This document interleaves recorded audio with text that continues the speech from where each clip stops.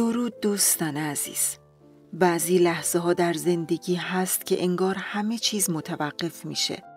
وسط تمام شلوغی ها و در هیاهوی روزمره یکباره سکوتی سنگین دورمون میشینه.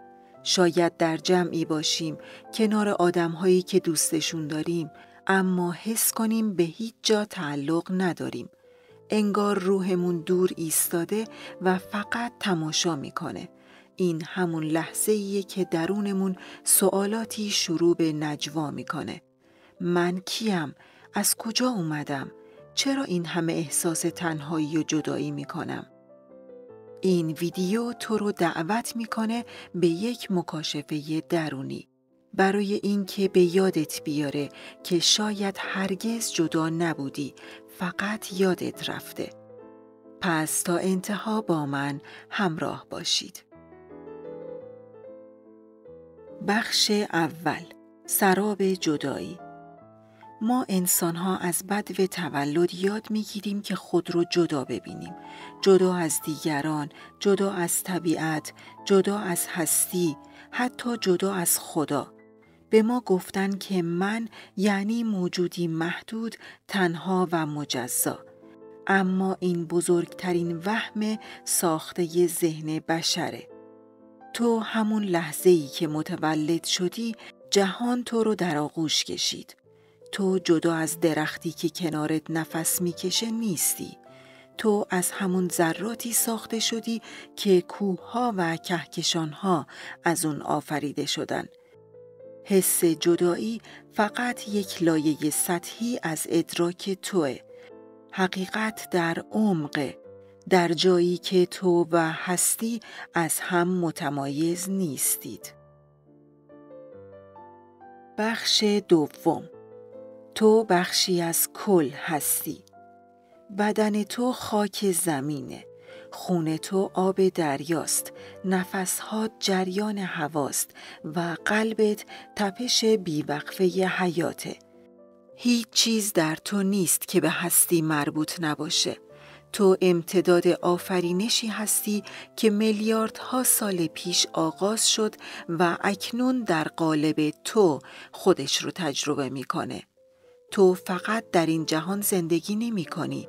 تو بخشی از این جهانی، ذره‌ای از آگاهی بیکران.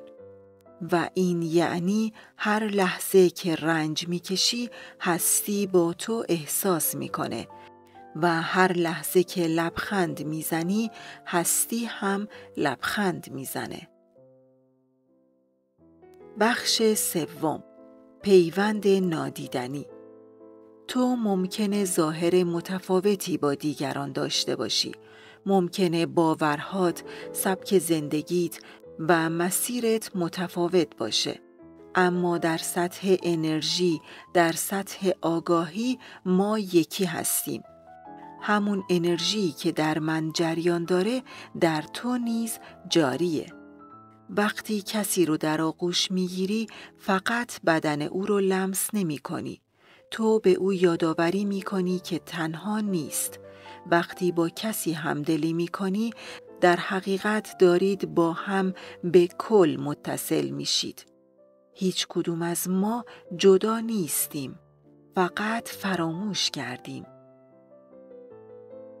بخش چهارم، دعوت به بیداری. زندگی همیشه نشونه هایی به ما میده. پرنده‌ای که بی دلیل کنار پنجرت میشینه.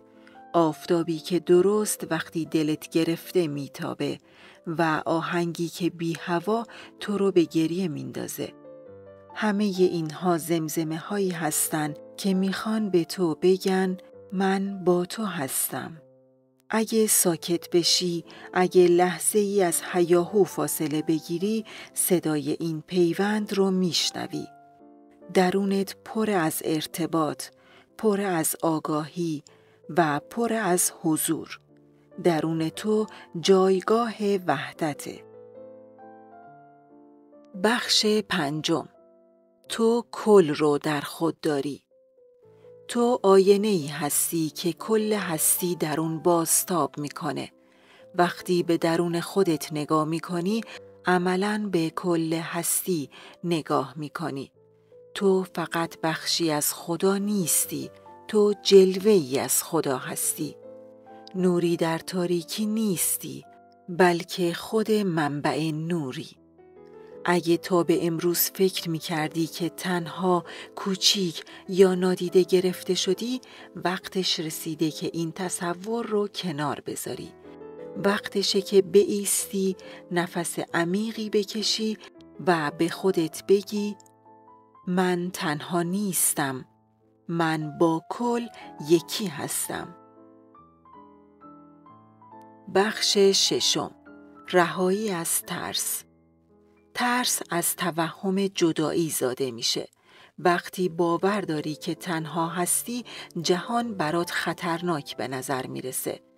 اما وقتی بفهمی که در آغوش کل هستی، دیگه جایی برای ترس باقی نمیمونه، چون میدونی که پشت هر اتفاقی هوشمندی کل در کاره. حتی در دل رنج مراقبتی پنهان نهفته است. پس رها شو، سفتی کنترل رو رها کن. نیازی نیست همه چیز رو بدونی، همه چیز رو حل کنی یا همه چیز رو تنها مدیریت کنی. چون تو تنها نیستی، بلکه هستی با توست، زندگی با توست و خدا با توست. بخش هفتم، عشق زبان وحدت. عشق نیروییه که جدایی رو دروغ میدونه. هر وقت عاشق میشی به خدا نزدیک میشی. نه فقط عشق به انسان دیگه، بلکه عشق به گلها، به آسمون، به خودت.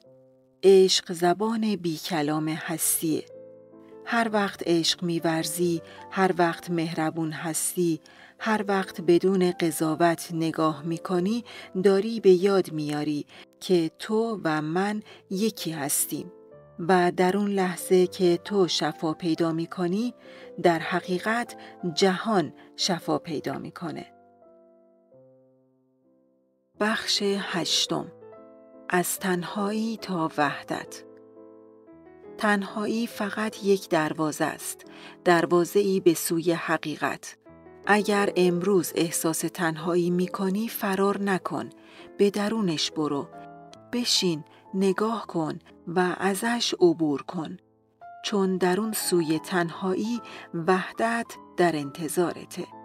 خودت رو در آغوش بگیر و به خودت بگو من صدای هستی رو میشنوم. من با همه چیز و همه کس در پیوندم.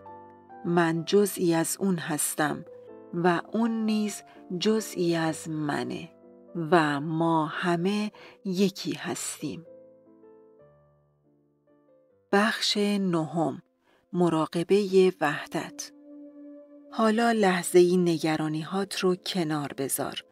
در جایی ساکت بشین، چشماتو ببند و فقط گوش کن. آروم اما عمیق نفس بکش. با هر دم تصور کن که نوری نرم و طلایی از سرچشمه هستی، از جایی ورای کلمات وارد وجودت میشه. این نور حافظه وحدت رو با خودش داره. خاطره پیوند ازلی تو با همه اون چه که هست. با هر بازدم بذار تمام اون چه که از تو نیست از وجودت بیرون بره. ترس‌هات، احساس جدایی، غم‌های بی صدا، قضاوت‌های کهنه.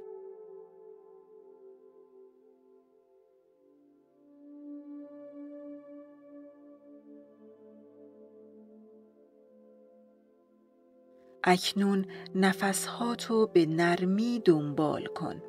نه برای تغییر چیزی، بلکه برای به یاد آوردن.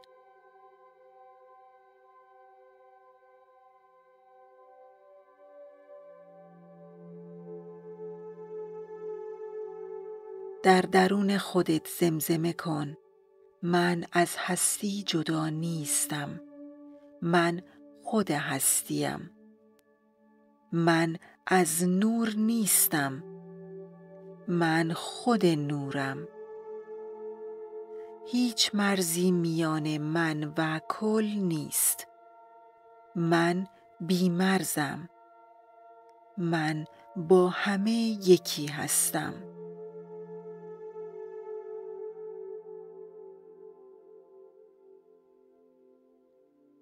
حالا دستت رو روی قلبت بذار.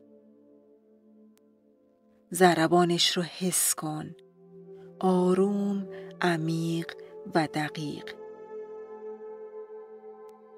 این ضربان فقط از تو نیست. این صدای حیات ابدیه که در تو جاریه.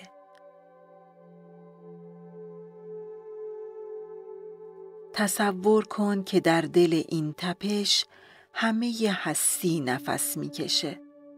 کوه‌ها، درختان، حیوانات، انسان‌ها و ستارگان.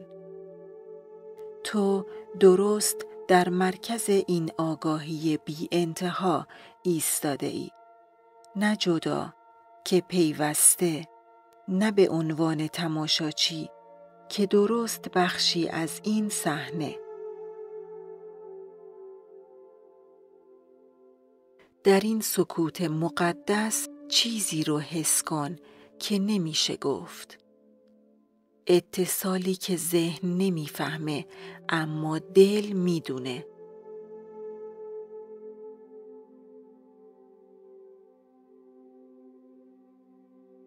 حالا تو به خونه واقعیت برگشتی.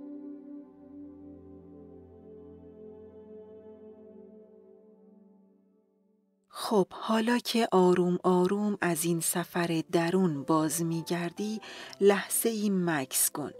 به چیزی که در تو بیدار شده احترام بذار.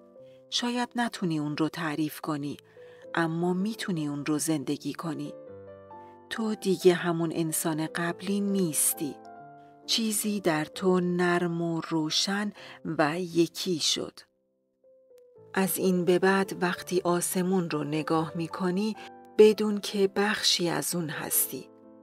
وقتی دستی رو میگیری، حس کن که در حال لمس خدا هستی. و وقتی در آینه به چشمات نگاه میکنی، حقیقت رو ببین. تو تنها نیستی. تو هرگز تنها نبودی.